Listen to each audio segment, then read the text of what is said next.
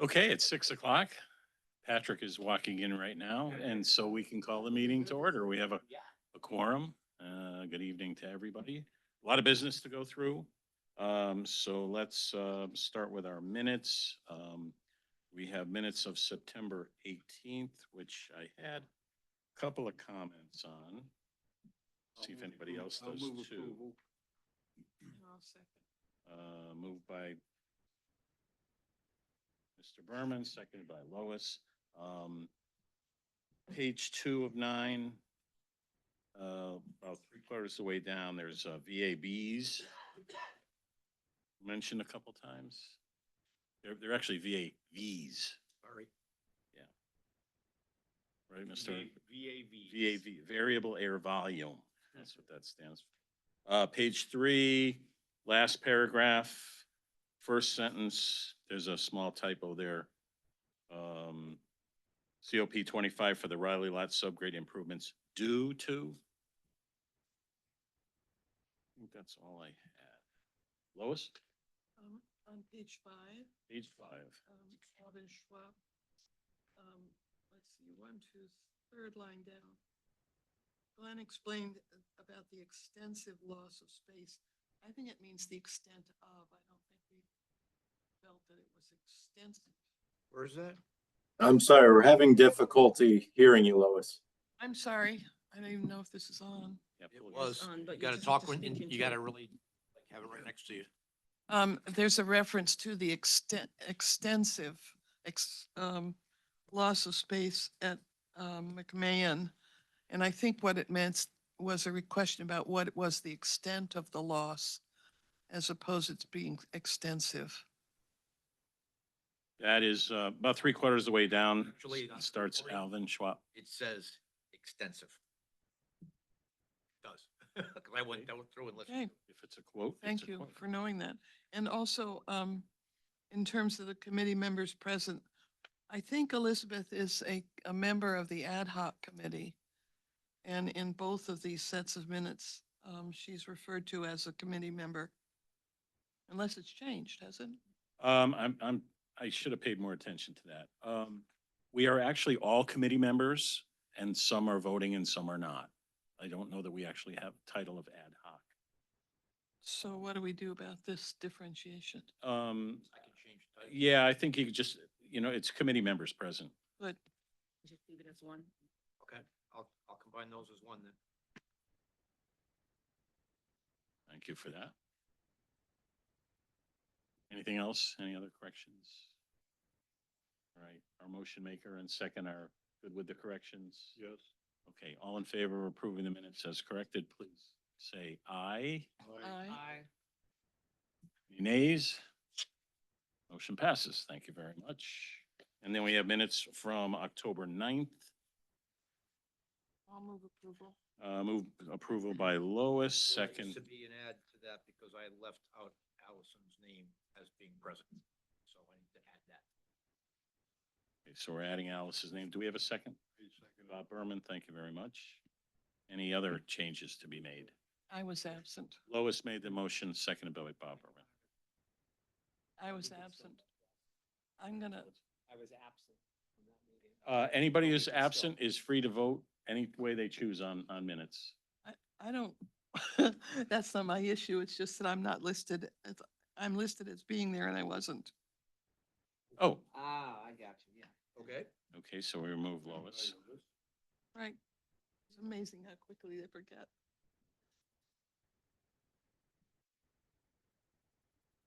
Any other comments, corrections?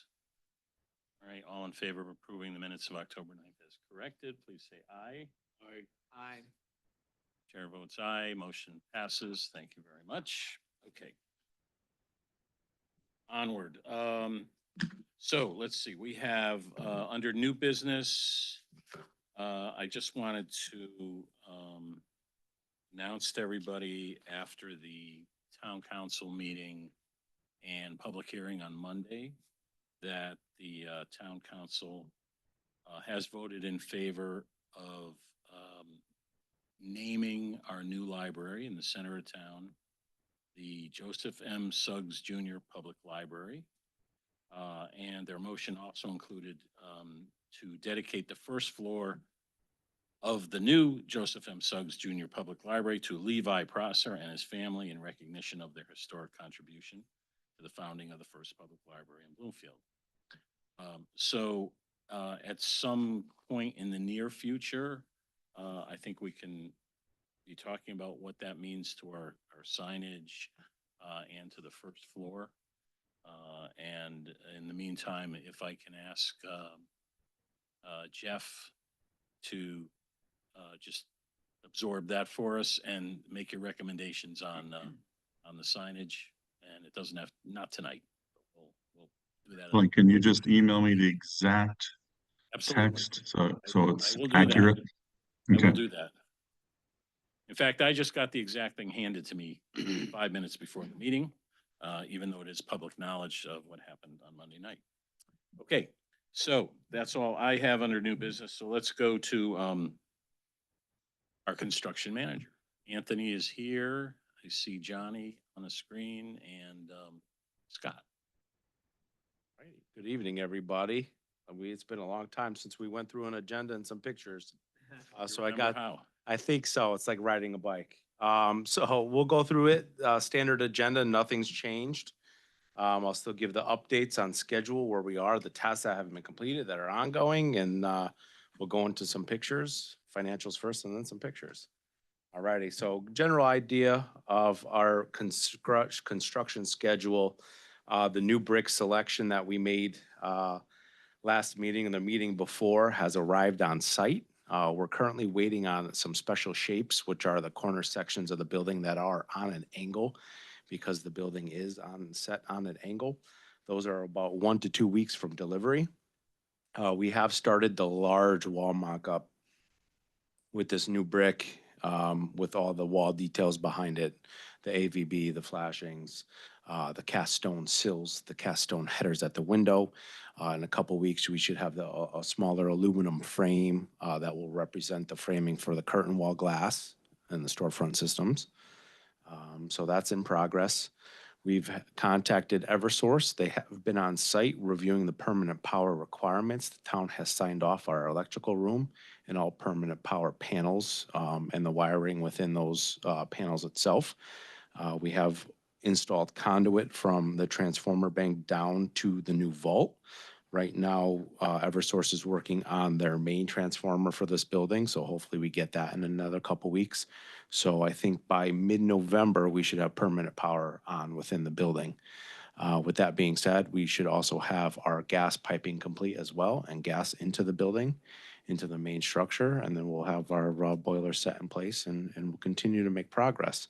That's a big item for us because we have temporary heat that requires the permanent power. We have the temporary heat units that require the gas connection and the gas meter. So that will be a big task, a big milestone for us to hit, because now even though we are, on temporary protection, as you see around the windows and the door openings, that still allows us to have temperature control within the space to start bringing and start doing finishes like painting and so on and so forth. Van Zelm is also continuing to be engaged. I'm sure you'll hear Sean talk about him, Bob Mara, later on in this presentation. He has been on site. He's given a few recommendations. He reviews submittals and just the overall general progress of the MEP systems. We have him coming in November after one of our subcontractor meetings to meet with our MEP subcontractors to go over some more level of detail.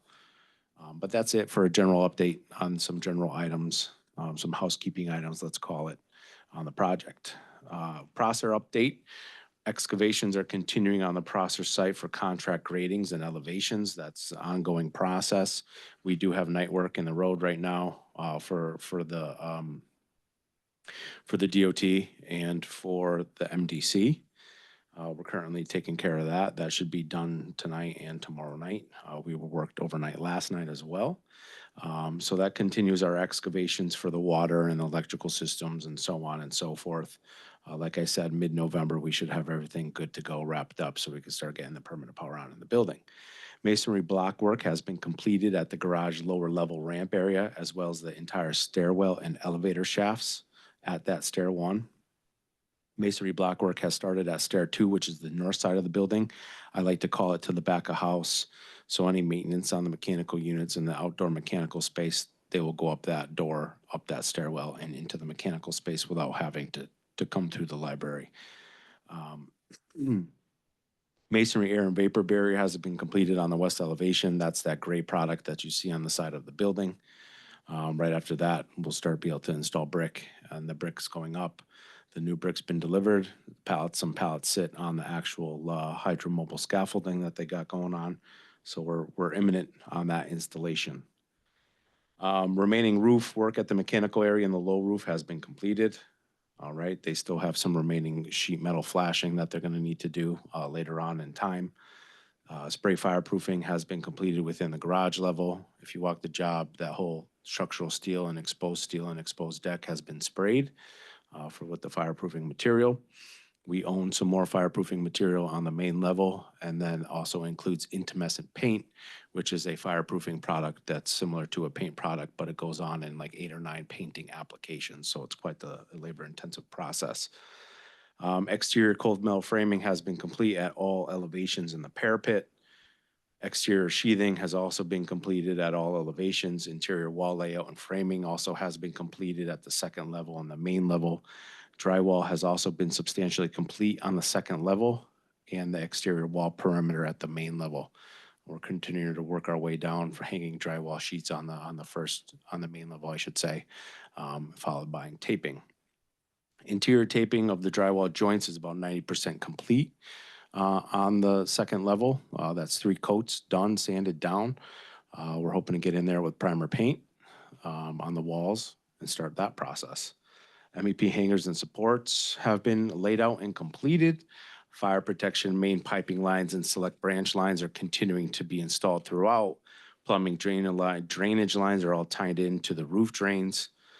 In-wall plumbing has been completed and inspected on the second level. Main level continues with the installation of the carriers and the in-walls and in-wall rough-ins. Gas lines are starting to be installed for the required equipment and the systems. This also allows for us to get those temporary heater units out there to keep the space conditioned. Mechanical piping is continuing to be installed on the second level and main level, so we'll say throughout. Ductwork has continued with installations on the second and main levels, as well as insulation of that ductwork. We're about 85% complete with the entire building with the ductwork. The exterior mechanical room, let's call it, needs to be complete with some miscellaneous areas throughout that connect to that mechanical space outside. VAVs have all been connected to the installed ductwork. Electrical conduit runs continue to be installed at all levels above ceiling and walls. The main electrical room, like I talked about earlier, for permanent power panels have all been installed, inspected, tied in, and completed with inspections. That was a major milestone for us to hit because now that puts the clock ticking on Eversource to get us our transformer. Once that transformer and the meter come, we're going with permanent power.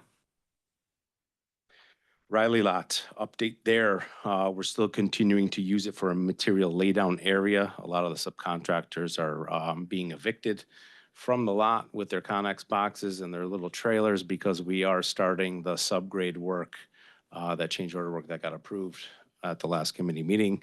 Manafort's in the halfway to the back.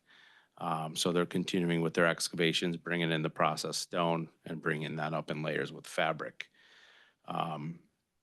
Rebar and has been placed for the concrete bridge abutment, which is the back abutment where the ramp is going to be.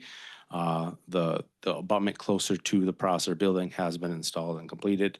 We're working out some critical dimensions because we need to be spot on for once this bridge comes, which should be at the end of November. It's coming in 3 pieces. It's already fabricated. We just need to make sure that once we do assemble those 3 large pieces on site, the crane, once it drops it, it's gonna fit like a glove.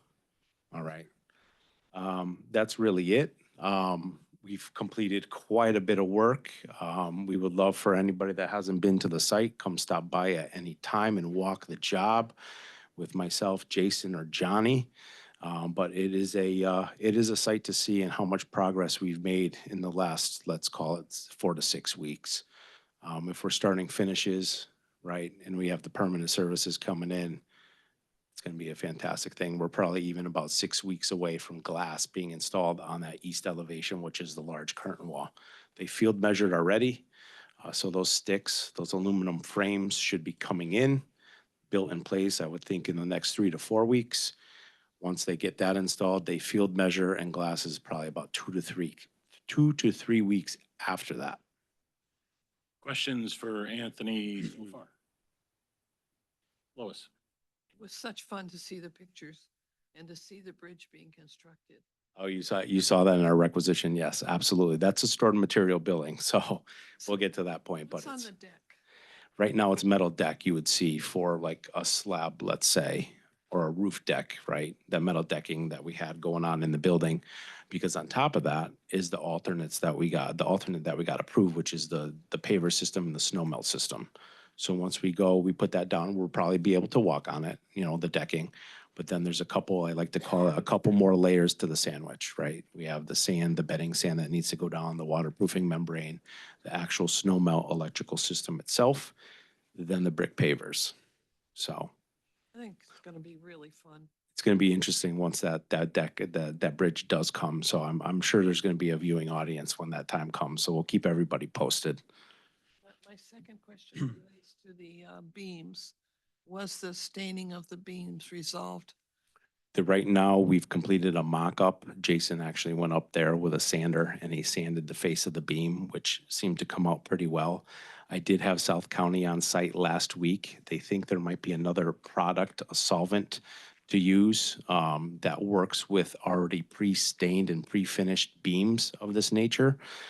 So they're going to get me a bucket of that with a fine bristle brush, a little bit stronger, to see if that does the trick. But if not, we're going to be in there sanding it and taking it down. Thank you. But it did come out pretty well. So lessons learned, I like to say, and one thing is anytime we have any more of this lumber, this glue lumber, keep it unfinished. So if it does get dirty, we'll build into the scope of work a full sanding, and the finishing should be done in the field, not in the shop. I think just thinking out of the box, because Mark's heard this from me probably 17 million times, right? It's a finished product. It's a millwork type product that goes in the roughest part of construction.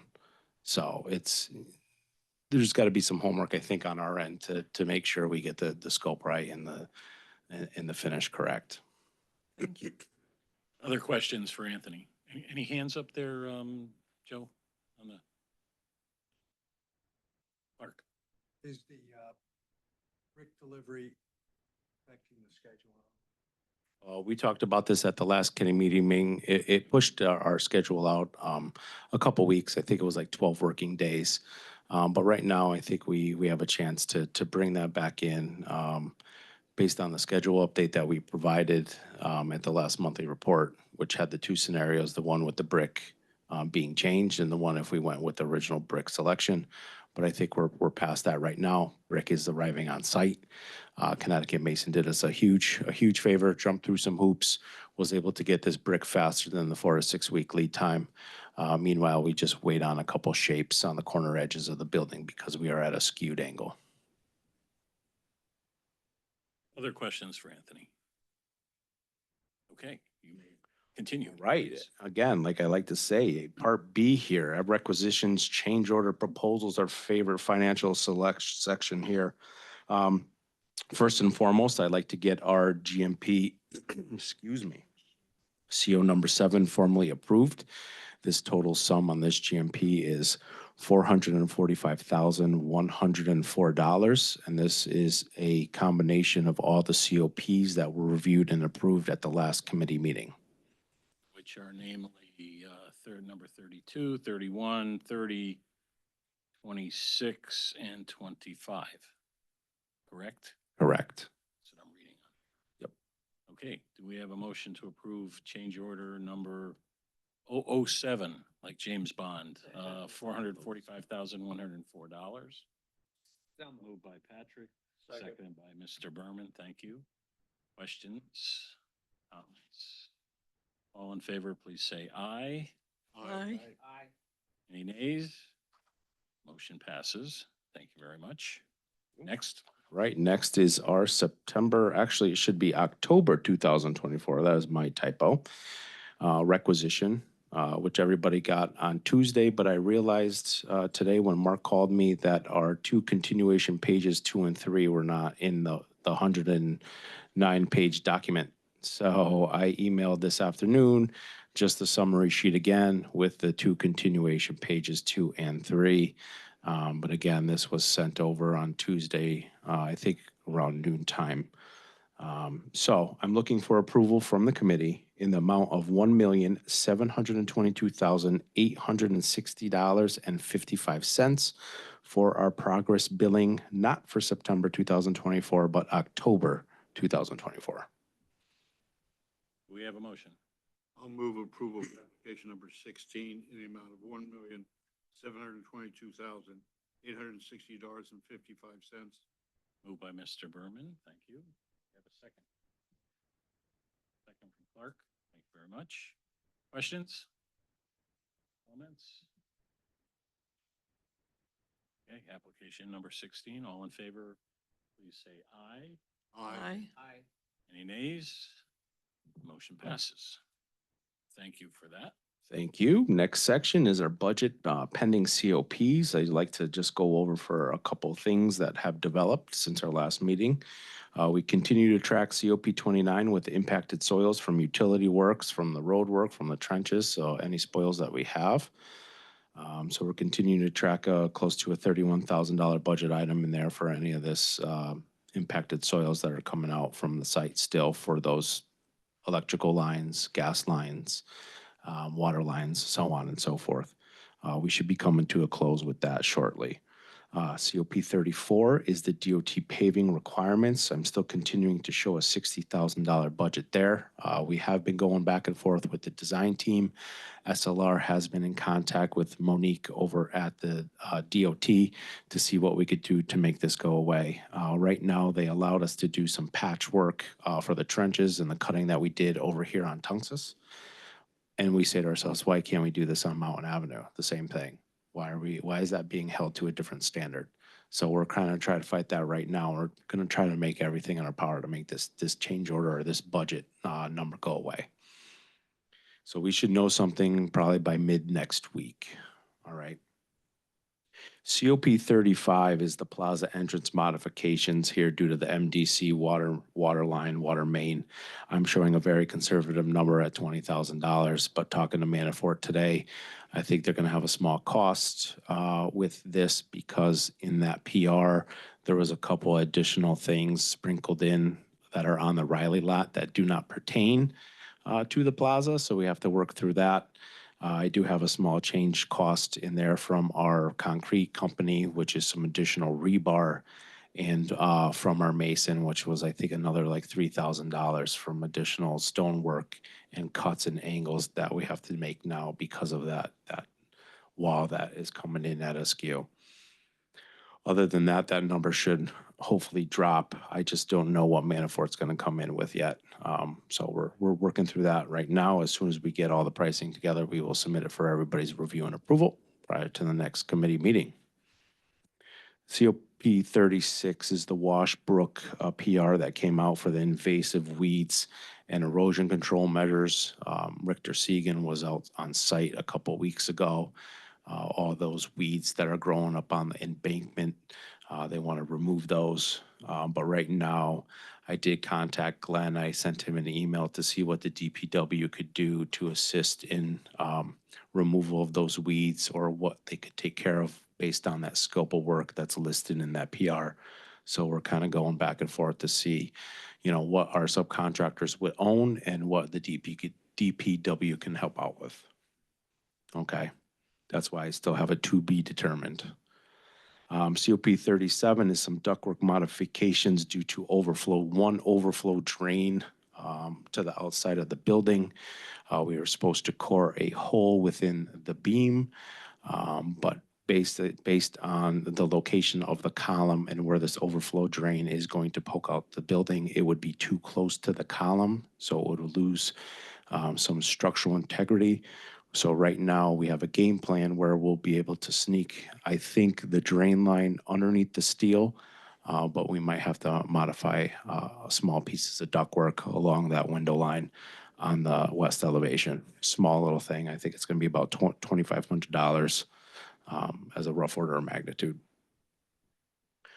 Other than that, with all these pending COPs, with the GMP that got approved, change order 7 that got approved tonight, we have a remaining owner contingency of $674,151. That's with these COPs, these pending COPs I have here, plus our last GMP CO number 7 that just recently got approved. Okay. Questions, Lois? I just want to go back to the invasive species control. I get the taking them out, but what's going to be put in to prevent them from regrowing? Is there a plan for that? I have to defer this one to Jeff Brown and his consultant. Jeff? I didn't hear the question. I get that we're taking out the invasive species, but I'm wondering if there's a plan for replacing them with something so they don't just come back again. Yeah, I think the history of this is that DPW usually took care of that, but since we're under construction, that there was, some time that went by where, that growth happened. So I think the plan is what they did is they said they want to remove it and then treat it and then come back with the plantings. So it's going to be a way to hopefully eliminate it, but I don't know how these things come back, how often, but they'll be manageably maintained after that. I think the goal is to get rid of them and then treat them so that in the spring when the planting happens, that it's not a mess to have to deal with. And then, obviously it's going to have to be maintained so that those things don't come back. But Richter Segan did get a plan together and they had a specialist come back with a way to treat it and has a plan to do it. So I think the goal here is to see how much Glenn wants to do or can do, and then, proceed with the plan to remove it and treat it before the spring comes. I just hope there's a plan to deal with it after it's been removed and treated. Well, like Jeff said, I know that Richter and Segan, our landscape architects, are making their best recommendations. Yeah, I believe that That's all the we're gonna invasive ask for at species this has always, point. yeah, I believe that species has always been there. I think Glenn DPW has always been maintaining it, and it's just had some time to sort of proliferate. So now we got to tame it down and get rid of it as much as we can. I suspect that's what they addressed. Okay, more questions for Anthony? Before he shows us pictures, our favorite part. All righty, sounds good. Part C, progress photos. I'll zoom in so everybody could see it online. As you can see here, we have the Riley parking lot back half that's under construction with the subgrade. What you see there is all the process and all the aggregate that was brought back into the site to create our levels to bring it up to our standard contract subgrade and get ready for the paving for the parking lot. They continue to work their way from the back up the lot here up to the front. Once we get rid of the Connex boxes and move our trailer over here, our field office, they'll be able to come in and complete this section of the lot. But it's good to see they've been having 2 crews work on the site. So they've been really, getting this going and really killing it for us, honestly, out there, which is fantastic to see. This is the sheathing on the north side. This door right here is our electrical room, water room, fire sprinkler room. You can see the cores in the concrete wall here for sleeves that are going to go in with the plumbing, fire protection lines, electrical, so on and so forth. You can see our temporary protection barricades are in the windows. Masonry work is going to start on this side after we turn the corner. This concrete down here is going to get a parge where we want to put on our mock-up on the foundation concrete portion of our mock-up, do a half of it in the selected rubbed finish, the parging and then maybe use the other half just in case if TSKP does come out and check it and they want to take a look at another color, we'll have the option to do so. So we're going to start that work soon on the mock-up. Going down the list, this is the east elevation with the sunshades, with the large curtain wall. We have our field measuring complete. Hopefully we see these aluminum frames and these aluminum sticks going in within the next 3 to 4 weeks, and then 2 to 3 weeks after that, glass going in. Going down the list, this is the spray fireproofing in the garage area. All those are hangers for the ceiling for MEP systems as well as lights. We wanted to get those in before the spray fireproofing application did happen, because if we didn't, we would be scraping, patching, and it would be a mess. So those were all laid out, done prior to the spray fireproofing. That is 100% complete in the garage level. We do have a main level structural steel that still needs to be sprayed, which is going to happen this Friday. We do have some warmer weather coming up, which is nice. It's going to work out perfect for us. Going down the pictures here, we have the open mezzanine level. You're at the second floor looking out through the curtain wall glass. At the intersection, you can see over here, we started excavations for the new plaza layout and design. This is the study rooms on the second level, overlooking the balcony. We have here, you can see all the taping compound that has been coated 3 coats and sanded. This is drying right now, but we should be able to start primer paint on this as soon as possible. This is a middle school area looking in from the outside. This is on the main level. As you could see, this main level. We've come around the corner and started sheetrocking the exterior wall to the north. Everything to the west and to the south has been completed.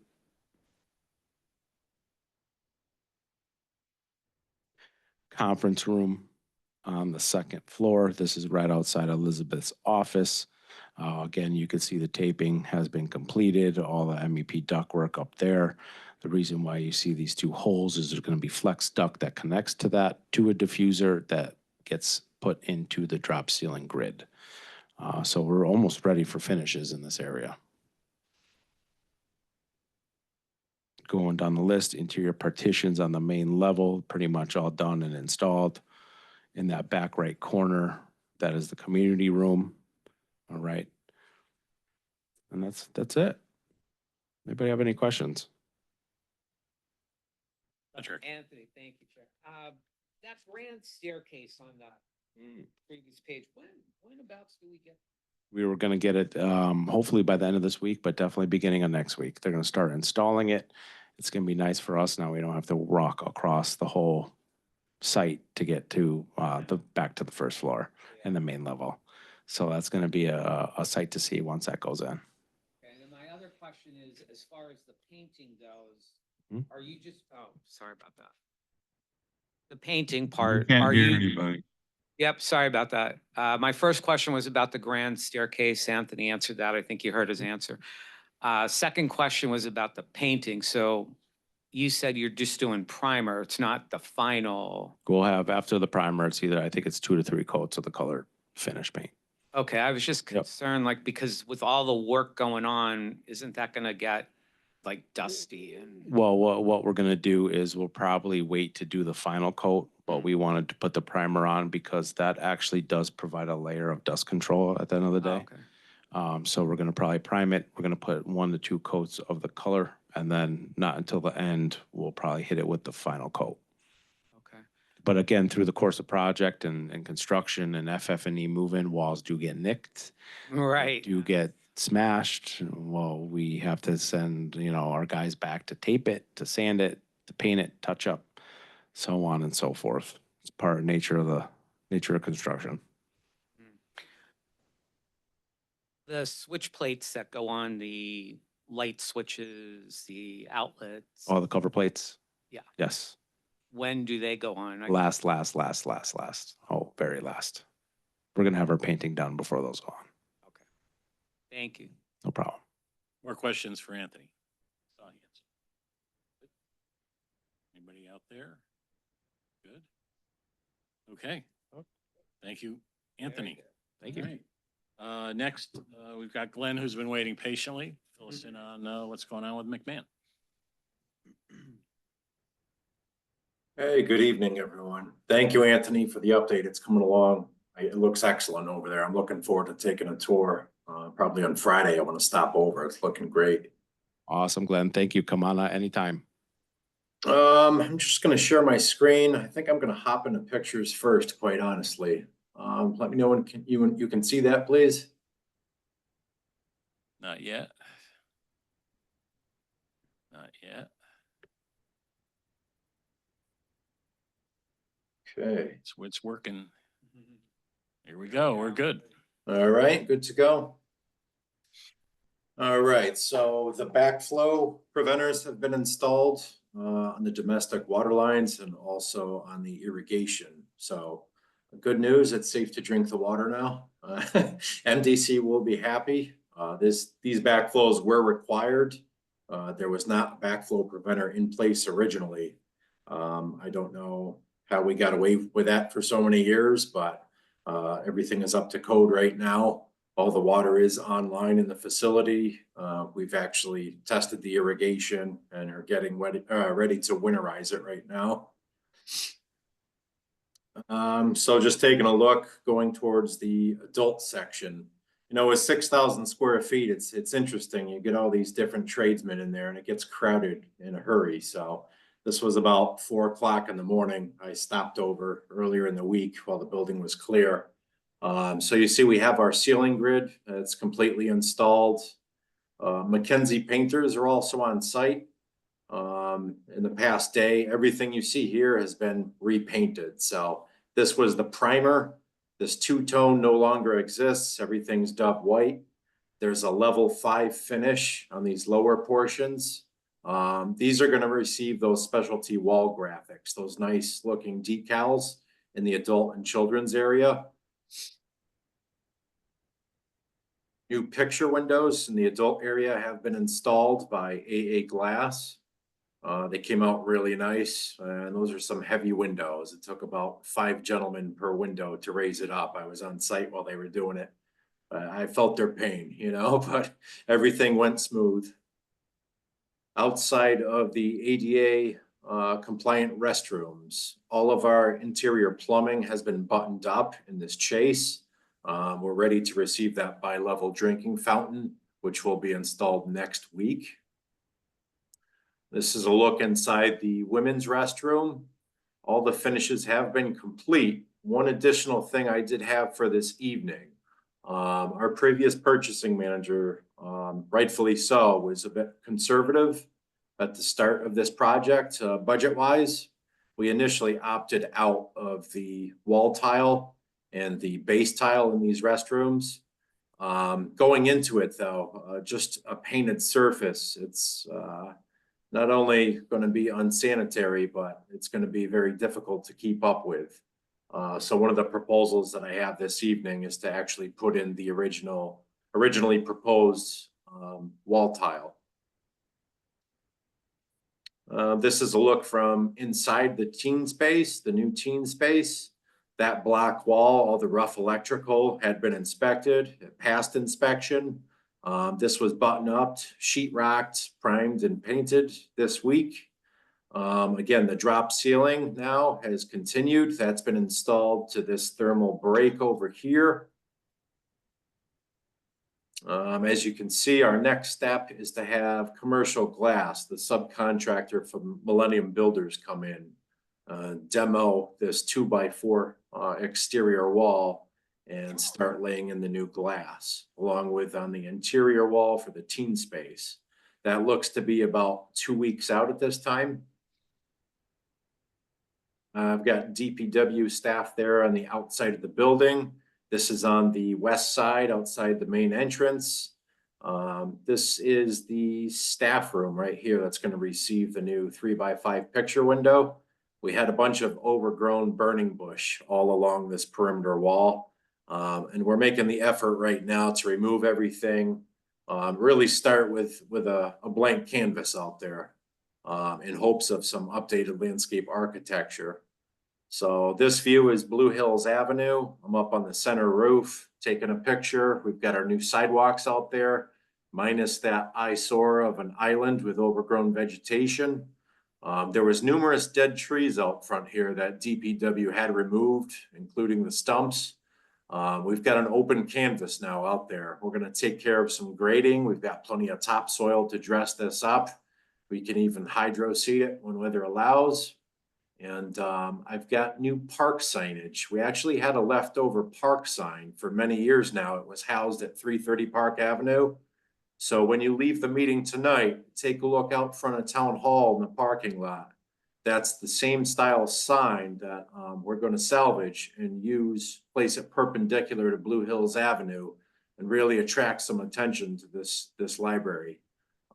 We've only had one wayfinding sign parallel with Blue Hills Avenue that wasn't really screaming library.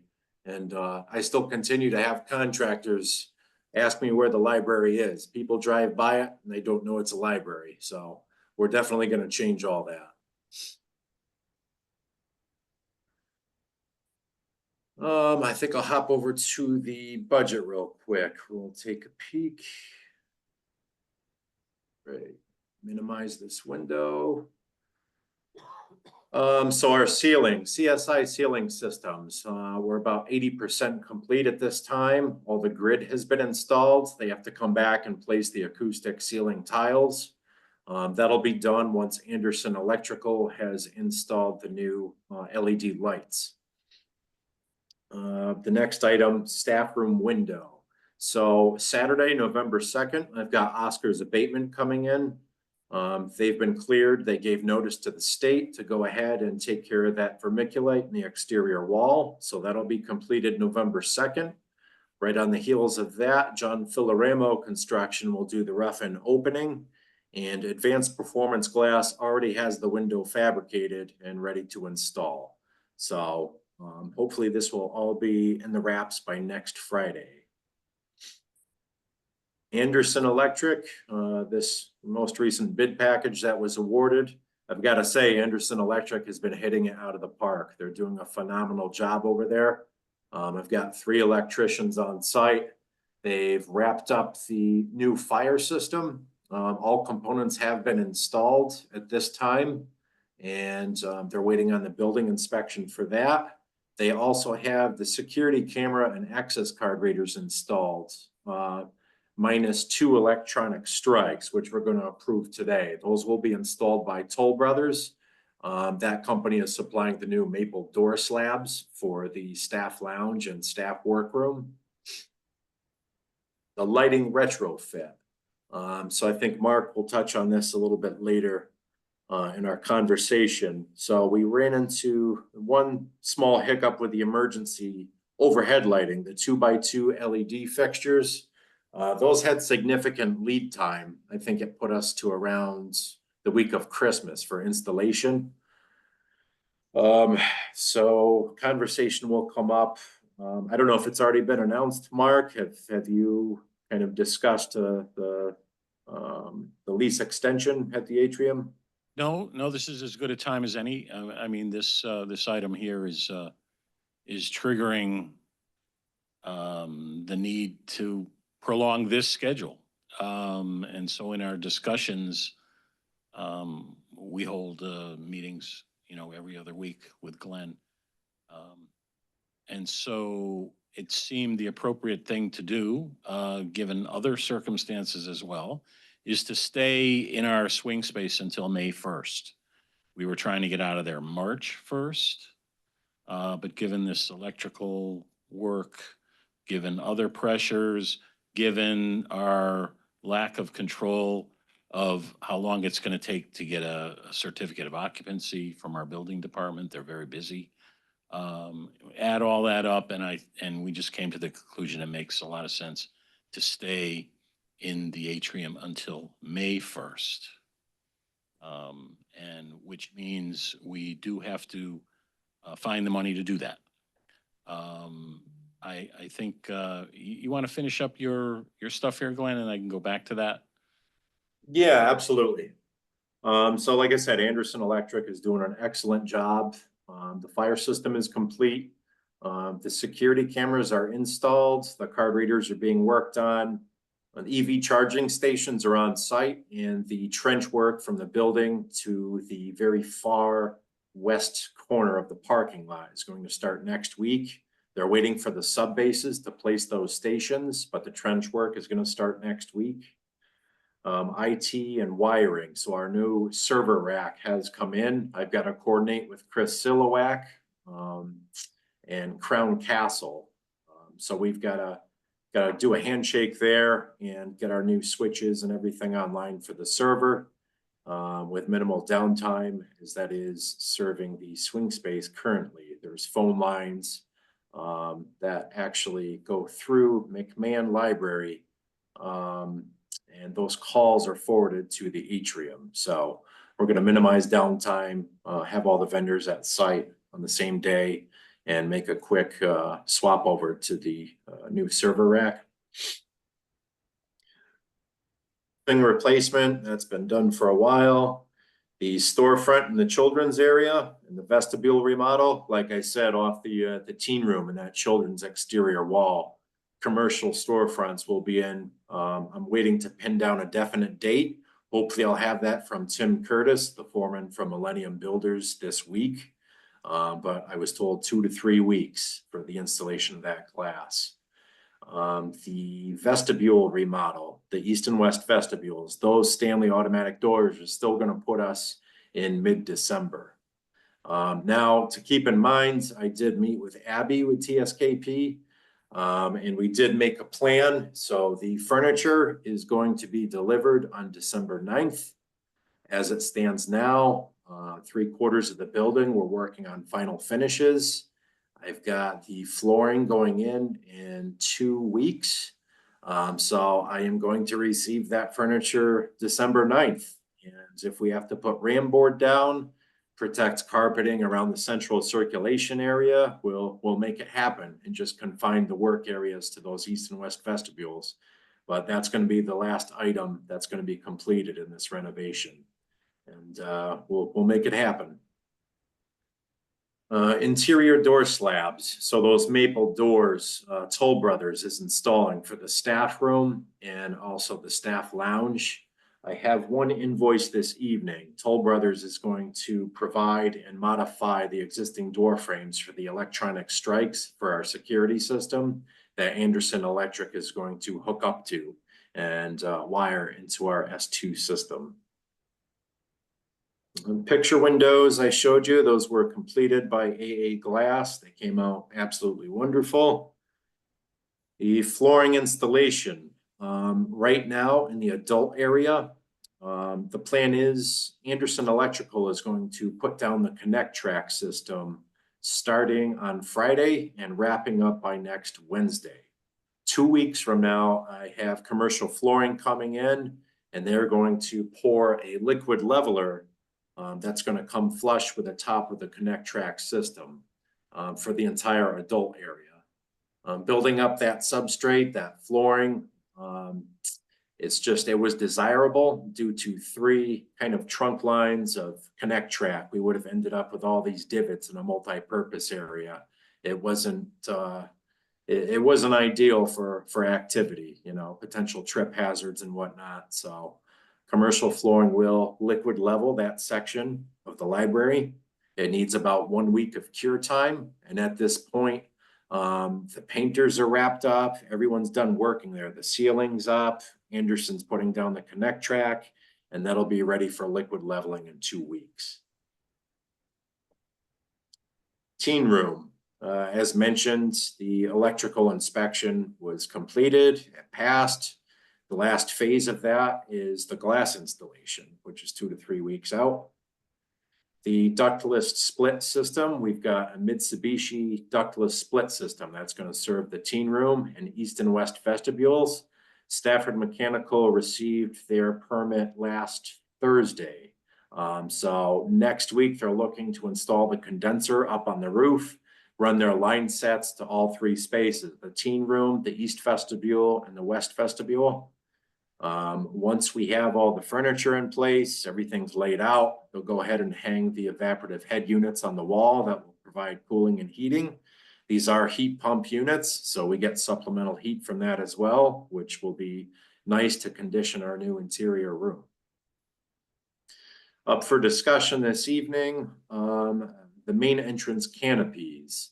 So I saw hot off the press this evening. Thank you, Jeff Brown. I did receive your email showing the measurements and kind of final load calculations for those nice glass uplit canopies that we saw the renderings for last building committee. We need to talk about procurement methods.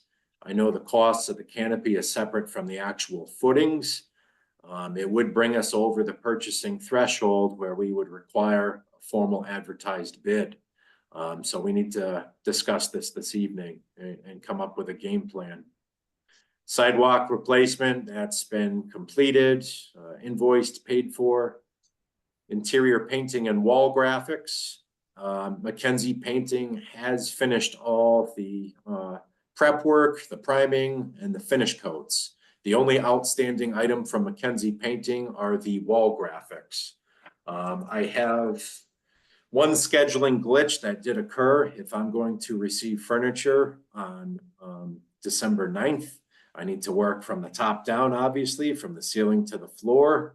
And I can't have scaffolding and everything else in the way trying to hang wall graphics over such a large square footage overhead. So there is one invoice this evening from Mackenzie Painting to expedite the production of these specialty wall coverings. Their subcontractor is Surface Materials Incorporated. It's a company out of Ohio. And just to meet the deadline to receive the furniture and keep everything running smoothly, there is a small upcharge to expedite the wall graphics, which I think we should definitely take advantage of. The landscaping portion, I had a couple pictures of DPW kind of removing the overgrown vegetation, the dead trees out front. Essentially, we're starting with a nice new clean canvas. It's going to be bare on all but one side of the library. So the shrubs on the north perimeter will remain. Everything on the east side facing Blue Hills Avenue is coming out with the exception of 2 healthy trees on Rockwell Avenue. But DPW has removed trees, stumps, and is top dressing everything in preparation for some updated land architecture.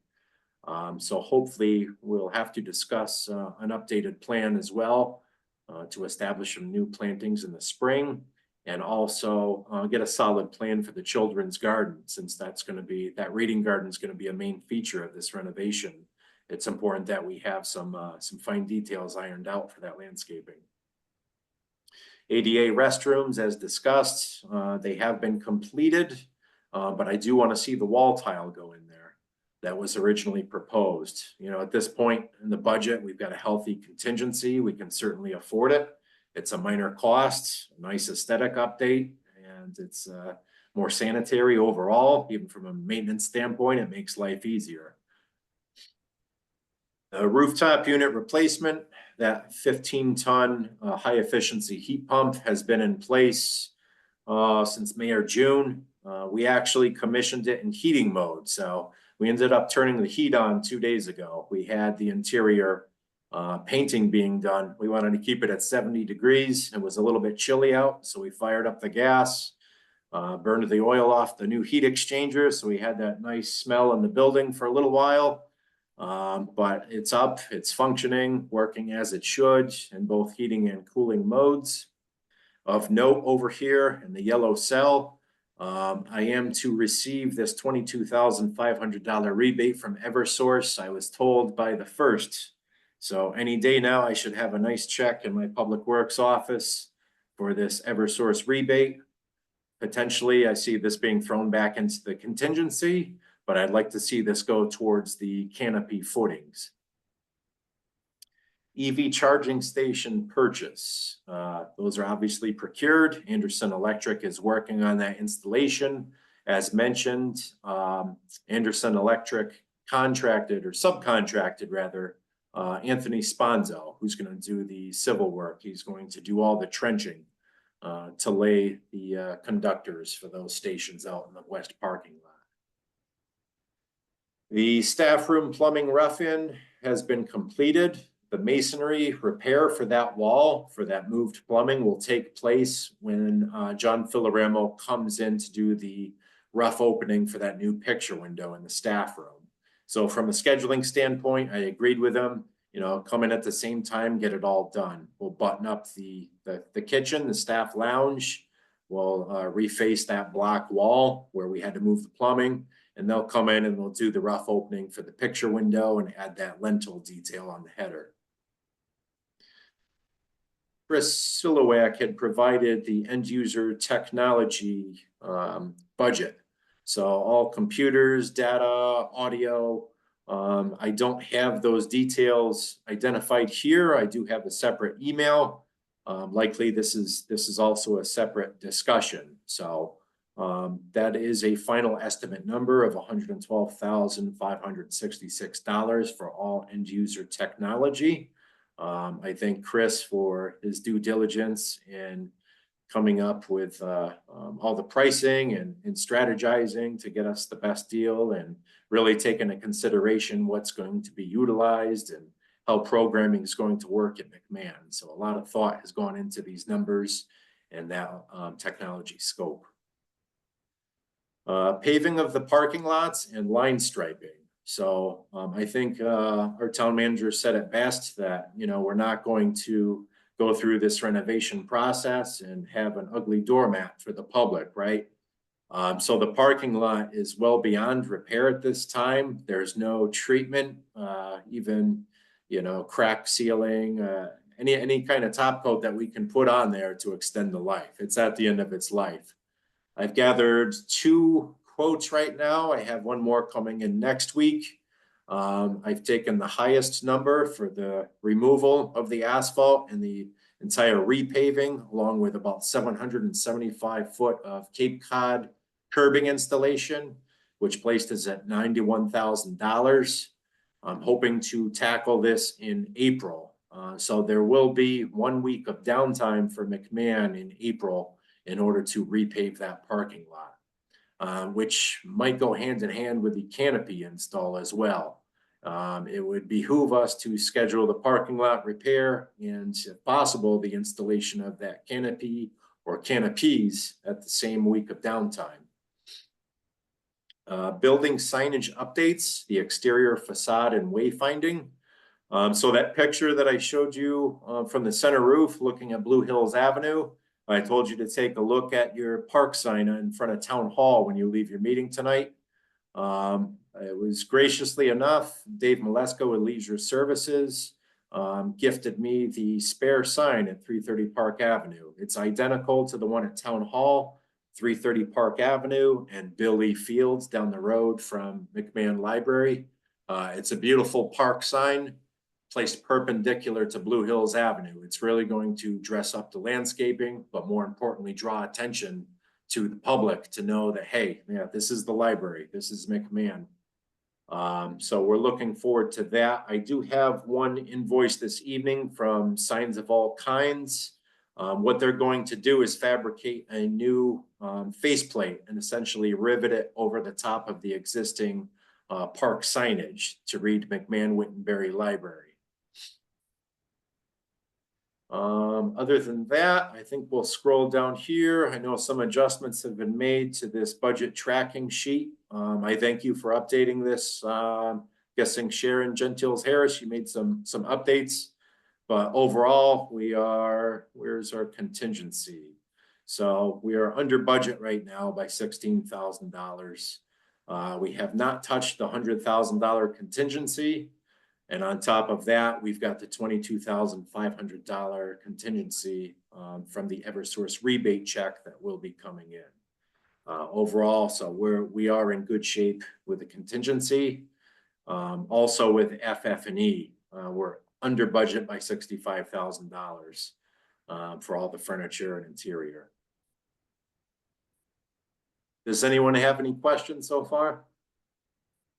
I'm glad to take questions, but I want to throw out some considerations to everybody for discussion based on where we are with this budget and our timing.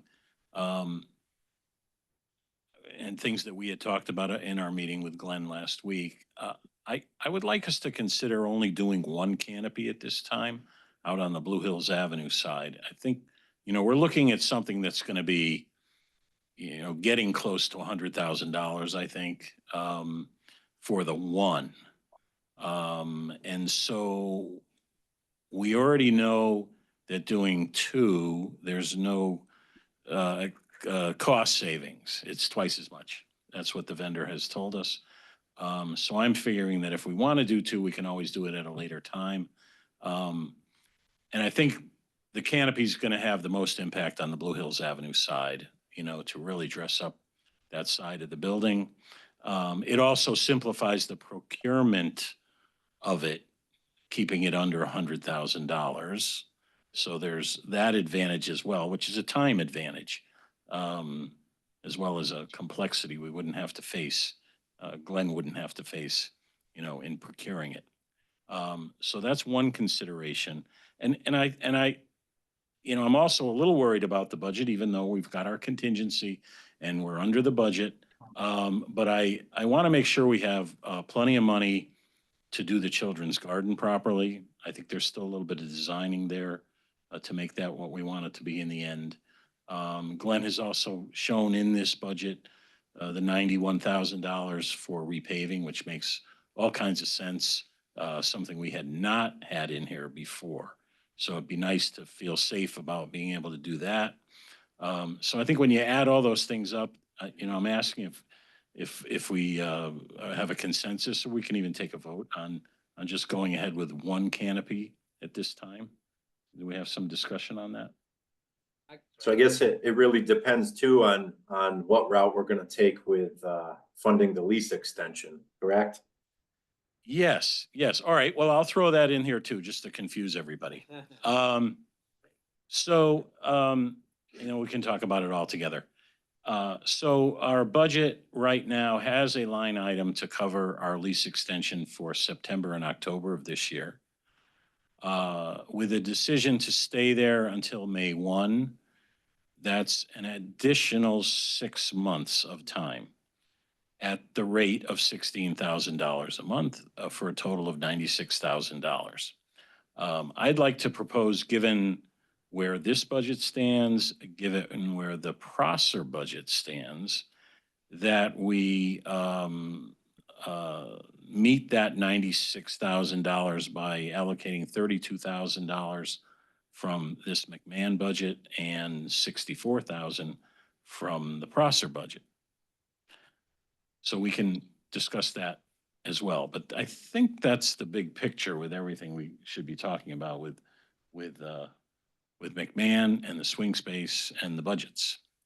Why don't I will open it up for discussion. Patrick. Want me to make a motion, Mr. Chair, to have a motion regarding the consideration?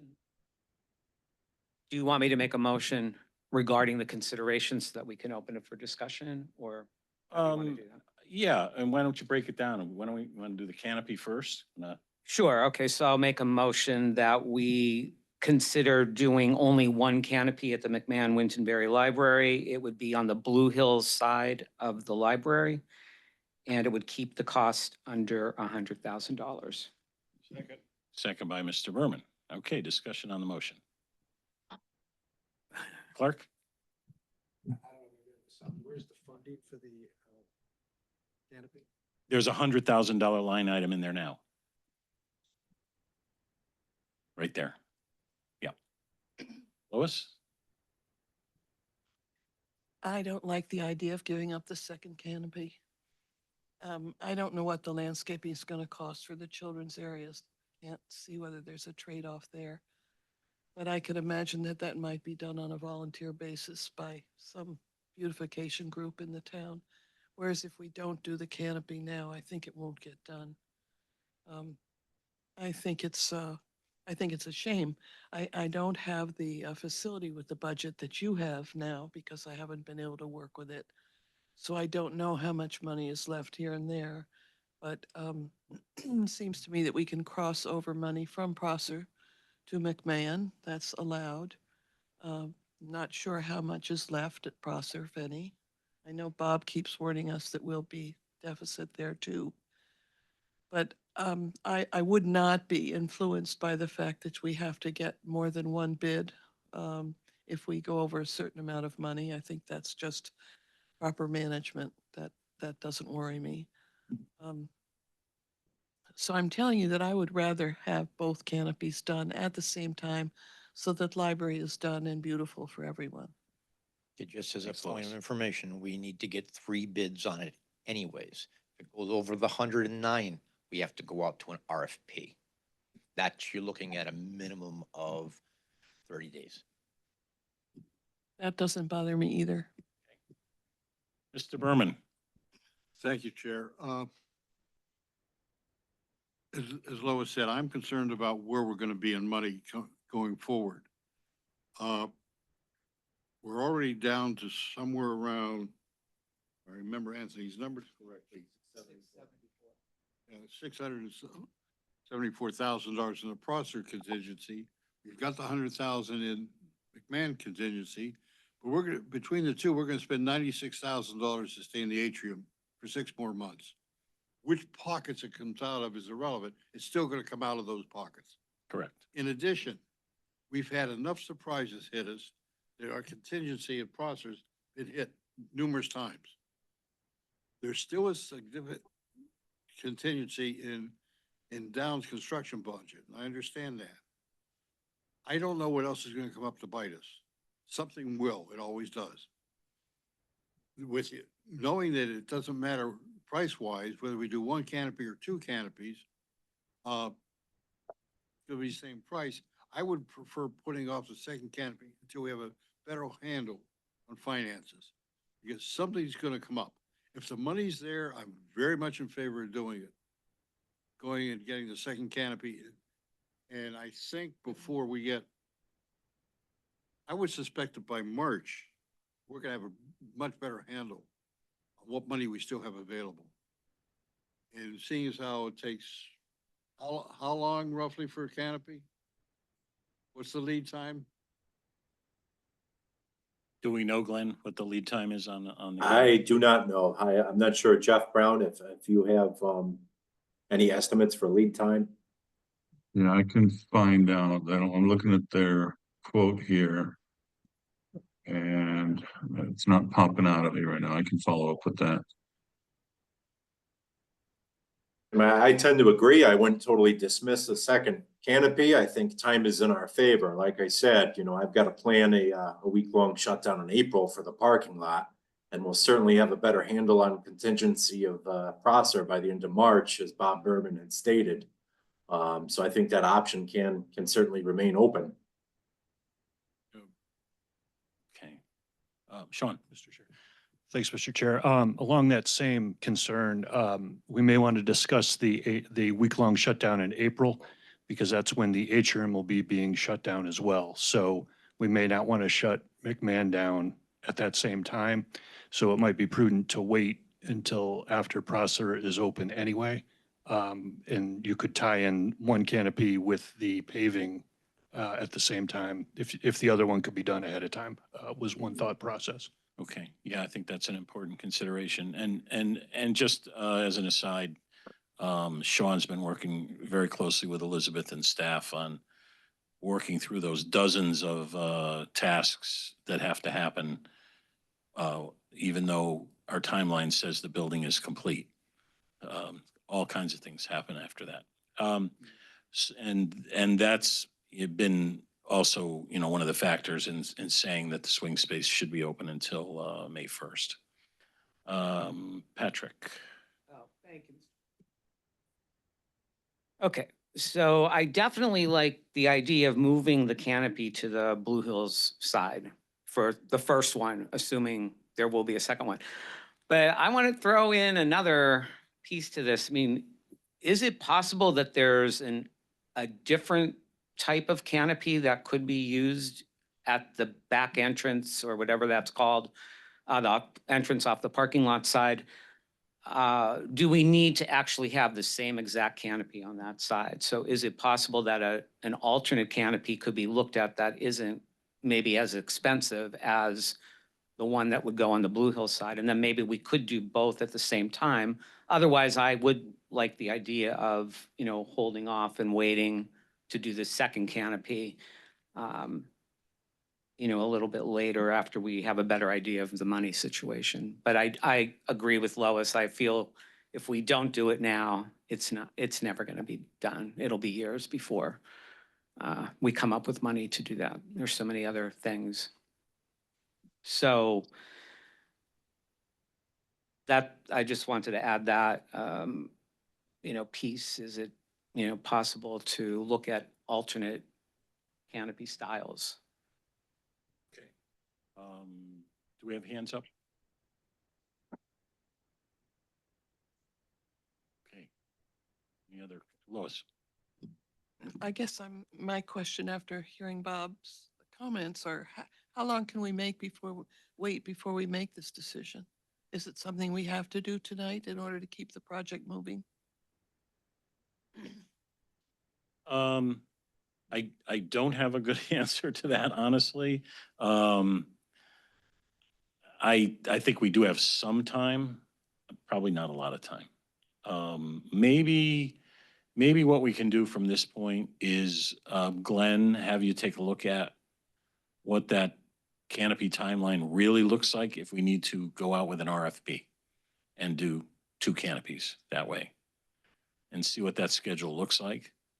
Okay. And then we can fold that into when we think we're gonna know more about the budget, when the furniture actually comes in, when construction is further along, which is very close, not far off. Excuse me, Mark, can I just say something too? Sure, We're go talking ahead, about Jeff. this.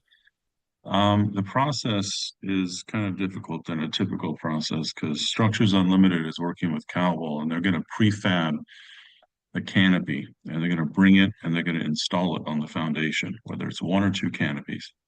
So what we need to do is get Glenn to get some pricing on the foundations for 1 or for both. So that way I can get from Cowell Structures Unlimited what their lead time is, and that we can actually get a formal approval, probably the next building committee meeting, right? Or maybe even before, with the price of 1 foundation versus 2, or 1 canopy versus 2. So we'll know once we get the pricing from the foundation work, because we still need to run conduit for lighting, for uplighting, right? And then we don't want to do a dry well, so we're going to do some gutter downspout system. So those are minimal things, but I think the priority is to get the pricing for the foundation work so that we know what that number is, what that real number is, and then go from there to package both the canopy and the foundation and get approval for either 1 or 2. Okay. If that fine, makes sense. Discussion. Joe? Regardless of, well, even if you just get 1 canopy, we still need 3 bids. The difference is, Bid versus over RFP. the threshold, you'd have to do an RFP Correct, and take a bit more time in acquiring. correct, yes. Okay. Well, the foundation is separate from the Structures Unlimited canopy, right? So can Foundation is Glenn get, fine. We don't have to do anything with the foundation. It's okay, good. So Glenn can get some pricing for the foundation then. correct, but the canopy itself is over the threshold to have bids. So we have to have 3 bids. For 2 of them. if For 2 of it's- them. Right. Or 2 Well, of 3 them. quotes, rather. yeah. I'm sorry, 3 quotes. 3 quotes. No, 3 quotes has to be gotten for 1. Okay. You have to go out to a full competitive bid, posted and everything, if we're gonna do 2. Great. That's what I'm hearing. So canopy itself would be half the number that I sent. And then if we gotta get the foundation number with that. So it's a package so the committee can vote and approve 1 canopy, right? If it's under, if that's the decision. Mr. Berman? Jeff, it also depends on the lead time for it too, so you need to get that for us. Yep, I'll do that. Clark? So when we talk about 3 bids, Joe, or Jeff, would we be getting 3 bids from installers who would be purchasing the cow wall or the forget the other name of the company, Structures Unlimited. Structures Unlimited. Would our bidders be getting the pricing from the supplier? Well, see, this is where it gets tricky because Cowell and Structures Unlimited are the prefabricators. They'll basically arrive with the canopy on the truck, ready to bolt down to the foundation.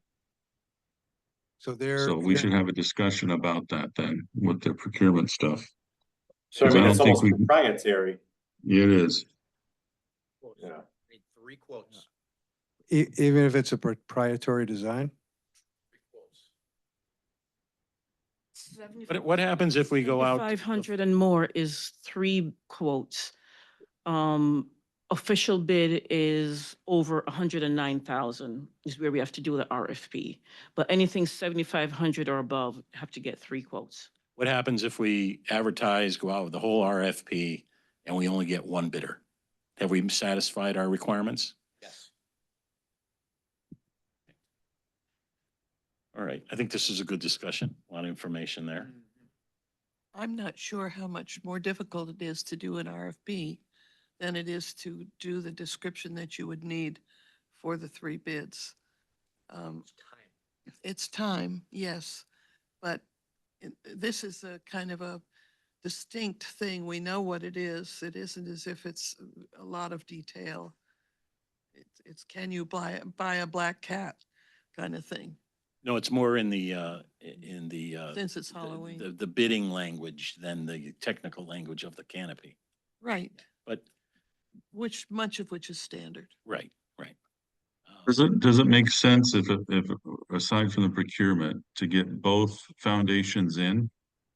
And then just do one canopy? I don't know. That's a separate discussion regarding the procurement stuff. And I'm just wondering, since we're doing concrete work and everything already, I believe the foundations are at the sidewalk and below.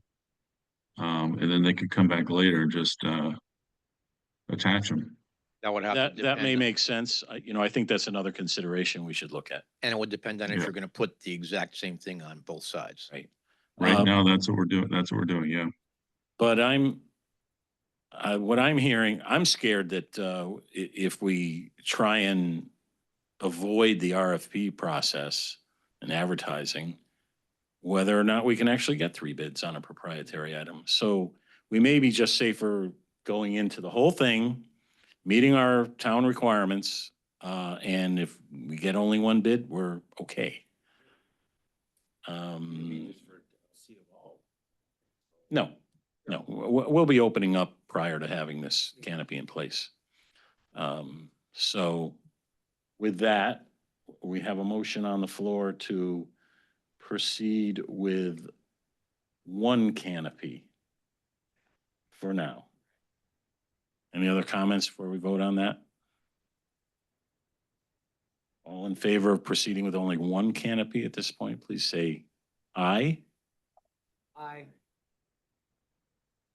We have 2 ayes. Anybody opposed, please say nay. Nay. Nay. Chair votes nay, and the motion is defeated. Okay, so we have our homework here, obviously. We've got to make some decisions, but I appreciate everybody's input. You hear me say it all the time. No such thing as a small project, right? Okay, so we also have, next, our $96,000, to allocate for more time in our swing space. You need a motion? Yes, I would like a motion. Bob? Patrick? Yeah, Who's, thank you, Mr. Chair. I've been running some numbers. And first I'm gonna make a motion that we approve the expenditure of $96,000 to cover an additional 6 months of rent at the atrium. Then I think we want to discuss what percentage goes to each. But I don't think we want it in the same motion, Fair enough. right? So we have a motion by Mr. Berman. Do we have a second? Second by Lois. Thank you. Discussion? All in favor? Please say aye. Aye. Any nays? Motion passes. Okay. Okay. I now, I then will move that the split between McMahon and Prosser contingencies be 20% to McMahon and 80% to Prosser. And let me give you my rationale for that. Prosser has a much smaller contingency, and even with what's coming back, we know there's going to be some additional costs there. I'd rather keep more contingency at McMahon, percentage-wise, out of the $96,000. That's my thinking and rationale. Okay, so that would be 19,200 $19,200. 200 from McMahon. The remainder from the Prosser budget. That's your motion. Yep. Do we have a second? Second by Lois. Discussion? Clark? Does this really matter? I mean, is it in all just one pool of money that we can really manipulate and take? And does it really matter? Well, I think, in terms of keeping the budget, these are line items that will appear, which we can continue to manipulate. This would be our starting point anyways for this. So, So I say it's not really critical whether we make it 19.2 or 25,000. It's going to be, could be shifted around at any time to adjust. correct. I think I think it's a milestone of where we stand at the moment. What our best intention is at the moment. Any other questions, comments? All in favor of the motion, please say aye. Aye. Any nays? Motion passes. Okay. Thank you for that. Do we have questions? Oh, no. Do we have questions for Glenn? Yes. Bob? Yeah. Glenn, the electronics, budget stuff that, Chris provides you, can you provide that to the committee? Yeah, I can send that out in an email tomorrow morning to everyone. Thank you, because we need to make sure that there are all the items in there that the committee can't, that we can legally pay for, because there are some items that we may not be able to pay for. Right, like 6 subscriptions and so forth, which they were aware of. Well, I don't know whether we can pay for computers either. I'm not sure we can. Okay, go review that when we, Yeah. I know we've seen it previously when we had the Agostino at meetings as well, so. Okay, thanks, Bob, for looking at that. All right, Glenn, while we have you, you want to run through your new work items that you want us to approve and invoices? Yeah, absolutely. I'll need your assistance, Joe or Sharon. I don't have it in any particular order other than what I have in hand here. But if I could start with quotes. The first one I have is Mackenzie Painting Company for $1,200. And that was to expedite the digital wall covering? Yeah, this was for their Surface Materials Incorporated to expedite those wall coverings so we can meet our deadline for the furniture delivery and have this installed. This So moved. expedites the production. Okay, motion to approve by So Mr. moved. Berman, seconded by Second. Patrick. Thank you very much. Any discussion? All in favor of the Mackenzie Painting Company for $1,200, please say aye. Aye. Any nays? Motion passes. Thank you.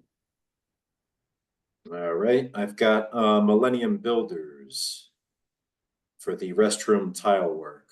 $6,075.87. We kind of went through the pictures, and I told you we were a little conservative at the beginning of the project, and that wall tile was cut out. I think if you scroll down, Joe, or Sharon, I don't know who's projecting this, but the last page actually shows the interior finishes. Yep, circled there. So it's the green wall tile, and there is a cove base tile as well. Like I said, I think we should really incorporate that into these new restrooms. So from their original proposal, All the highlighted items are the materials needed to install a tile. I move approval of in the amount of $6,075.87 for the restroom tile work. Moved by Mr. Berman. Do we have a second? Second by Patrick. Second. Thank you very much. Questions, comments? Patrick? Thank you, Mr. Chair. Just one quick question for Glenn. So Glenn, I mean, these numbers though that they're giving, are we certain that they're not going to increase them because it's been a while since this bid came in, or are these? the Yes, no, these numbers are solid. Okay, I yep. confirmed that, yep. Okay. And then one last question. I mean, all of these that we'll be approving tonight, they're not included in the budget yet, are they? No, Right. So this is going to change your budget numbers then. So, but it's overall, it's gonna be a negligible change. okay. Yep. Okay, thank you. Other questions? I've got. Oh, None. Other questions? All in favor of the motion, please say aye. Aye. Aye. Any nays? Motion passes. Thank you. Okay, you can go, Glenn. All right, signs of all kinds. This was for the refacing of the park signage that was generously gifted by our friends at Leisure Services. This will be placed outside of Blue Hills Avenue, so we'll have a nice new faceplate riveted to the park signage. This was the cost of $2,400. In addition to the park sign, it's also going to reface the small wayfinding sign that's on the corner of Blue Hills and Rockwell Avenue. That sign will be relocated to the center island of the parking lot in Rockwell. So moved. Moved by Mr. Berman, Second. second by Lois. Thank you very much. Questions? Lois? I assume that these are two-sided signs, right? You say they're gonna be Correct, perpendicular. Lois. Yeah, thank you. Yep. Other questions? All in favor, please say aye. Aye. Any nays? Motion passes. Thank you. All right, Toll Brothers. So this is for the modification of the existing door frames for the staff lounge and staff work office to accept best hardware, which is compatible for the electronic strike for our security system. There's a picture of the hardware on the last page. It's what we have at DPW. So the door strike, the mortise cuts, everything that's going to be installed in the door is what you see here. That's going to be outfitted for the two interior doors at McMahon for $2,701.50. I move approval of vote number 415992 from Toll Brothers, amount of $2,701.50. Moved by Mr. Berman, second by Me. Lois. Thank you very much. Questions? All in favor, please say aye. Aye. Any nays? Motion passes. Thank you very much. All right, invoices. So we've got AA Glass. That was the remaining $2,000, the 50% after the installation of the new picture windows in the adult area, which I showed you. That came out excellent. I move approval of invoice 17623 from AA Glass, the amount of $2,000. Moved by Patrick, seconded by, sorry, by Moved by Mr. Berman, seconded by Patrick. Sorry about that. Questions? All in favor, please say aye. Aye. Any nays? Motion passes. Thank you. Okay, Ceiling Systems Incorporated. So they're billing us for 80% completion on the ceiling grid and tile installation. $33,348. I move approval of invoice number 22502 from CSI in the amount of $33,348. Moved by Mr. Berman, seconded by Clark. Thank you very much. Questions? Sharon? I think the amount of the invoice, scroll down, may be less because 80% complete, but then there's a retainage. So the amount to approve is like 31,000. I Correct my Change. motion to $31,680.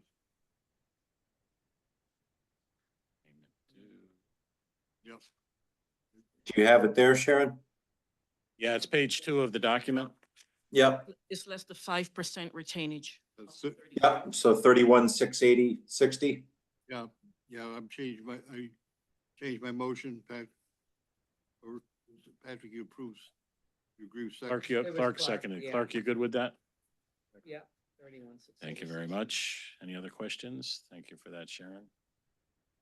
All in favor, please say aye. Aye. Any nays?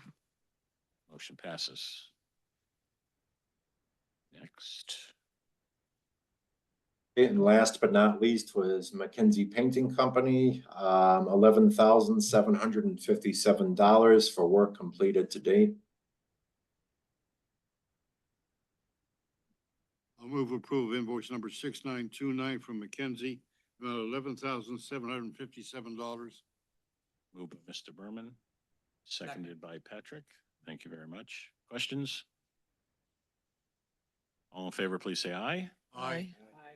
Any nays? Motion passes. All right, Glenn.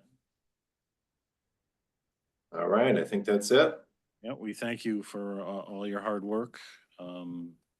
I was over there last week, I think. Yeah. Glenn gave me a tour of what was going on. And so I encourage anybody to get in touch with Glenn, go see all the work that's happening there. And thank you again. All right, so let's move on to our architect. I see Jeff is with us. Let's see. Besides the usual RFI and submittal reviews from Downs, I think we're getting towards the end, but a few of them come up, and that's understandable. So working with Johnny quite closely to get them answered as fast as I can.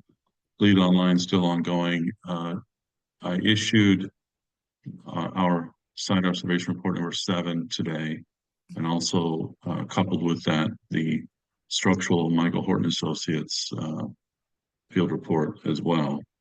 I have RZ coming at some point to do a report on all the mechanical, electrical, just to make sure everything's okay with that. But it sounds like everything so far is so good. So that's it with Prosser. Should I pause or keep going with McMahon? Any questions for Jeff on Prosser? Yes. Bob? Thank you, Mr. Chair. Where do we stand with the FF&E bids on Prosser? I believe it hasn't, well, the schedule's still the same with her, I believe. I think that Downs is trying to make up the schedule for what they did with the addition, with the new brick. But I think that either way, as long as it's not sooner than that date and it's later or on that date, I think everything's going to be fine. May I help you out So, here? Joe has some information. help you out for here? us on that. yeah, on with the the- DEC, yeah, go ahead, Joe. That's exactly where we stand. The DECD, it is currently being reviewed for approval. I heard from Wes today. And I'm hoping and he's hoping to get it back no later than mid next week. Great. So that says the bids that are going out sometime in November, correct?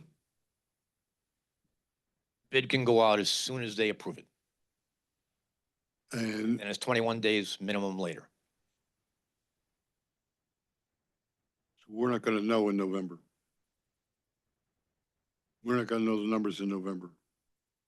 It would be the very end of the month when Yep. bids come in. Yeah. Maybe. First week of December. Hopefully December 4th. Okay. Other questions for Jeff on Prosser? Go ahead, Jeff, on, Oh, let's see, nothing other than what Glenn has reported. I did receive finally the loading and base reaction calculations, sent those off to my structural engineer. Jeremy quickly turned around and today gave me a full-blown foundation plan and footings for either one or two of the canopies. So, like I said earlier, it might be good to get some sort of pricing for the foundation work for one or both, so that we have those numbers in hand. I will follow up with the lead times for these as well, and I'll send an email out to everybody. We should have a discussion about the landscaping, the garden areas as well. Strategy and what we can do and stuff, so I'll call you at some point. Okay. Other than that, I think that's it. Any other questions for Jeff? Okay, we thank you, Jeff, for that. And let's move on to Sean from Colliers. Thank you, Mr. Chair. I will share my screen here.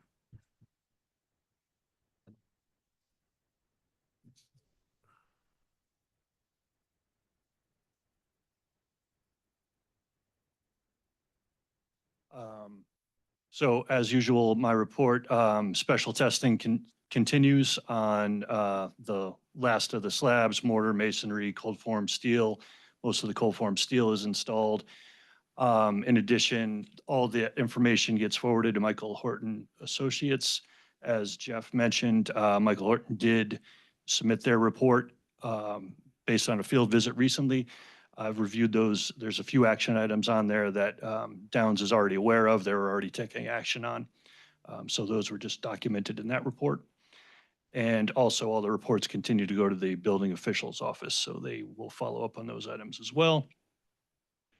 In terms of commissioning, Anthony mentioned in his report, Van Zelm's been out and they will continue to monitor the reports that come through. As Jeff mentioned, the AZ will be submitting a report. Van Zelm will review that from a commissioning standpoint. They'll also be meeting with the subcontractors in the upcoming either next week or so at the subcontractor meeting. In terms of move management, we continue to develop that schedule for after substantial completion. My apologies, I did cause some confusion with the schedules that was distributed with the package for this meeting. That was actually, I sent it after the last meeting. So that's what I presented last meeting. So I'll present an updated one. And in the future, I will make sure to get those to you, Joe, before the meeting, just to keep that clear for everybody.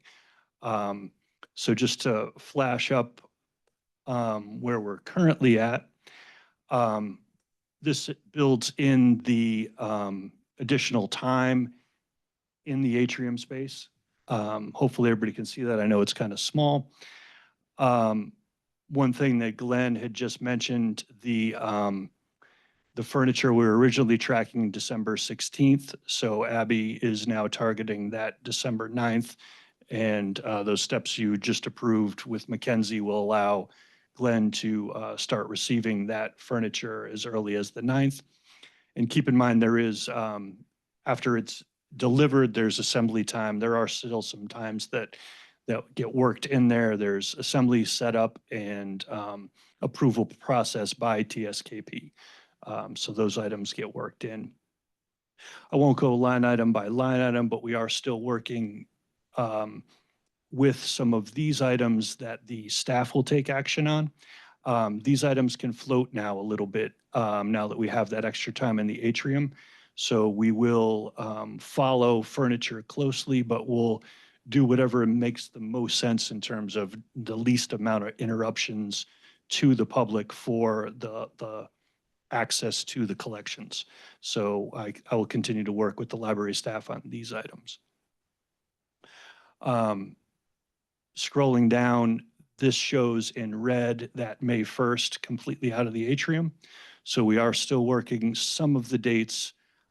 For example, the current construction schedule for Prosser shows beginning of FF&E April 22nd.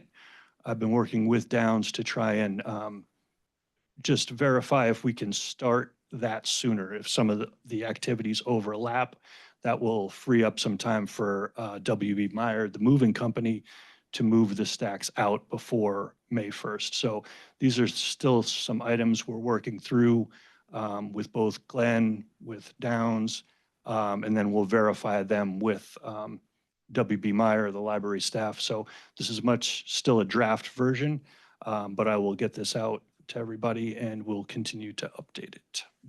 Yeah, thank you, Sean. I wanted to clear up a misconception from the Town Council Governance Subcommittee meeting earlier this month that implied, well, more than implied, that there was going to be multiple number of moves of materials. I can assure everybody that what's going to happen is that there will be one move from the atrium for all the things going to McMahon, and one move for all the things at the atrium that are going to Prosser. Simple, right? We had looked at, in trying to get out of the atrium prior to May 1st, we had looked at moving the Prosser materials to Prosser at an earlier date and storing them at Prosser to be distributed later. But we're not, there's no need to do that now that we have some extra time. Thanks to the overall kind of longer schedule in the McMahon construction. So any ideas out there that we were moving things around twice and all this extra money, I really don't know where that came from. So I hope people are listening to the logic that's going on here. And a lot of that is thanks to Sean for organizing this and continuing to organize it. Questions for Sean? Yeah, I presume at this point you don't really have a good handle on how long the ability to visit a library, whether it's McMahon, the Atrium, or Prosser, is going to be closed. So no access to either library, you're No asking? access to any library. I believe we've mitigated that to very minimal, if any. I believe with this extension, it allows the public access to a library through the whole process, to at least one. Okay, thank you. That being said, we will, like what came up tonight, I'll work closely with Glenn to coordinate that asphalt paving to make sure that if we do have only McMahon open, that we don't shut it down for a week. So we'll coordinate. And Glenn, this is something you and I can talk about offline, but possibly getting that asphalt done the first week in April might allow for that, or waiting till after. But those are things that we continue to work through, and more things like that will arise. Thank you. Other questions for Sean? Aaron? This is more a comment on the extension. I know we've been mentioning May 1st, but I'm just wondering, when I look at the invoices, the 1st of May starts off a new month. So I'm thinking it's April 30th, we need to be out. If we're there on May 1st, that may constitute paying for another month. Okay. So So we'll don't think advance May that by 1st, 24 think hours. April, yep, April 30th. April 30th. Thank you Thank for you. that I will clarification. update that accordingly. I believe Elizabeth has her hand up. Thank you. Elizabeth? Yes, I just wanted to say that I think that the town council, the library board, and library staff are all on the same page in terms of having the least amount of time where there will not be library service. But that being said, continuity of service is a high priority, and making sure that access is spelled out and appropriately communicated with the community will also be happening. So we will continue to fine tune that with Sean and make sure that we get as much communication out as possible about that. Yeah, thank you, Elizabeth. I know Sean, in spelling out these timelines and every time they change, he's been specifically identifying those closure periods for any particular facility. So it's not implied or buried in there, but you know, we're trying to be proactive about that. So you can notify the public. So thank you for that. More questions for Sean? All right. Yes. Just one thing that I forgot to add. Sharon brought to my attention, last meeting, we put some invoices on hold for Tri-State because we extended that PO. I'll get together with you, Joe, and we'll get those back in the system for approval, as well as I'll continue to follow up with them in their billing. Okay. All right. Well, I do have another question for you. The spray fireproofing, Mhm. is there any testing involved with that? Yes, and that's part of So that's part Charter of it. States. Yep. Okay. Thank you. All right, let's go to Sharon and Joe. We've got a couple of invoices.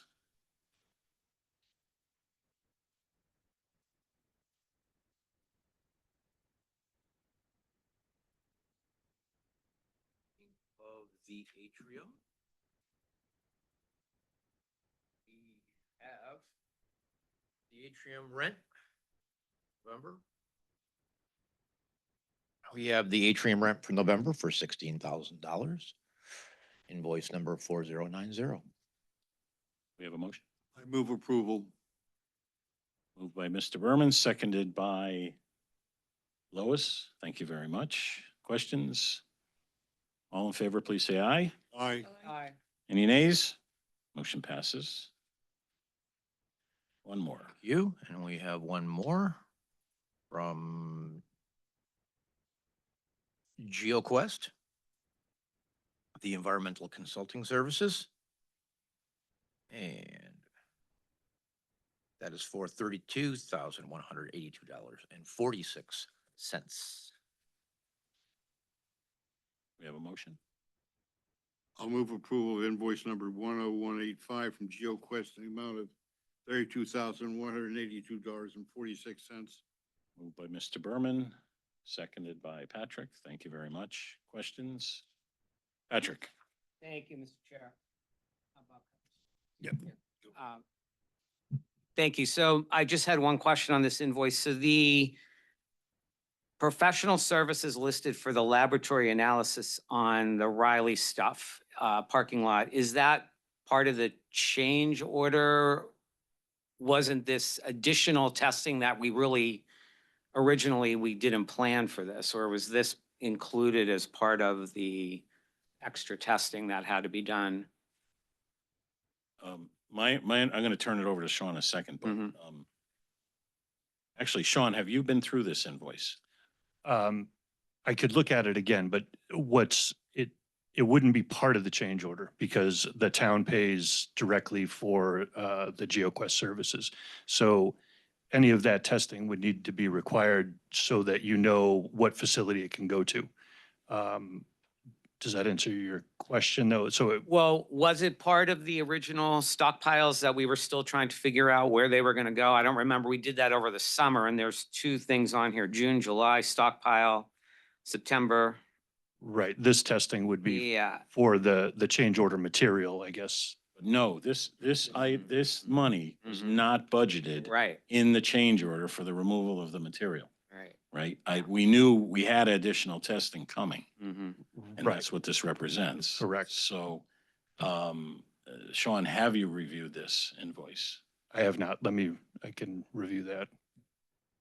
So we'll put this on hold. So we could table this one? I would recommend tabling it until, until it's been vetted. What's the date on it? The invoice itself is dated 10/25. 10/22, yeah. Well, they had to do some testing of the Riley lot to make sure all that soil was clean prior to us excavating out to that. We can't hear. So this testing was for the Riley lot, so we could start our subgrade work. We needed to retest that material to make sure it was clean. It was clean, to make sure we could pull it out of there, and it was not a unsuitable or impacted soil. I believe that's part of it. There's April testing, June, July, September. Yeah, there's a lot there. There's a lot there. And, I think it's all, the scope seems justified. I think there's a lot of items here that really should be reviewed, in detail. So do we have a motion to table this? Moved by Lois, seconded by Patrick. All in favor of tabling GeoQuest? Aye. Okay, this invoice is tabled. Well, And that is all of our invoices. Okay. Other items from the committee. A couple things. I want to thank Downs for hosting the two classes from the University of Hartford School of Engineering that came and toured the site last Friday. I haven't gotten any feedback yet from them, but I know they were very appreciative of bringing their students on. And it's a time-consuming thing for our CM to do that. One from CCSU, one from UHart. Oh, okay, it was U of H and CCSU. Okay. All right. And also thanks to Elizabeth and Downs for hosting the CEO from the Hartford Public Library today. She came and toured the site, and I think was impressed with our little Bloomfield compared to the big Hartford. So a lot of good things to see. I hope everybody on the building committee has a chance to go and see the construction. It really, really is something. I keep saying it, but we're going to have the single nicest interior space in town, in that, main space when you walk in the building. So thank you guys for doing that. Other items from committee members? Mr. Berman. Thank you, Mr. Chair. There seems to be some miscommunication going on in the community about Wittenberry McMahon Library. Number one, the existing space is not being reduced by 3,000 square feet, as some people have implied and a few others have stated. The 3,000 square foot was in addition to the building that could not be accommodated by the budget. So that needs to be clearly understood. Way back, I'm going way back to when the budget numbers first started coming in. And we saw that we were going to be significantly over the original budget, and we didn't even know what the final number is really going to look like. There was a discussion about reducing some space at Prosser so that we didn't have to reduce space at McMahon, because it would be cheaper to build at McMahon than it was at Prosser. There was no desire on the part of the library staff to do that. Therefore, this committee, or a couple of us on this committee, chose to drop the whole issue because there was no point in it. So the idea that 3,000 square feet has been taken away from McMahon is an erroneous thought. And I want to make that very clear to the community that the whole reason why the expansion did not take place was budgetary concerns. When it was brought to council's attention, they made the decision in their wisdom, and it is their call, not to go out for additional funding, bond funding. It's their decision to make, not ours. Therefore, we have to stay within our budget. And as anybody who's watched these meetings or attended them knows, I'm constantly watching the money. Concerned about the fact that we need to make sure we come in at budget. I don't see us coming in under budget. I am concerned that we can't exceed the budget. And that's a major problem, because every time we turn around, other things crop up to start eating away at our contingencies and eating away the things that we thought we had some savings in, and it turns out we don't. So I will continue to watch it carefully. I'll continue to raise those questions because we need to be careful. Thank you. Thank you, Bob. Other comments from committee members? All right, let's move on to our future meetings. We've got one on November 13th. This is our next meeting. And then our calendar shows one on November 27th, which I will be canceling. That is the night before Thanksgiving. And instead, I will suggest that we have a meeting on December 4th, which would be a special meeting. But we'll issue that to everybody. But that is the plan at the moment. And I think that takes care of our obligations for bills and so forth on that schedule. All right. Members of the public, anybody wish to speak? We Anybody have on there? two Joe? people and no comments. Two people with no hands, okay. So we thank you for attending, as always. And with that, we'll take a motion to adjourn. So moved. Moved by Mr. Berman, seconded by Clark. Thank you very much. All in favor of adjourning, say aye. Aye. All right, we are adjourned. I thank everybody.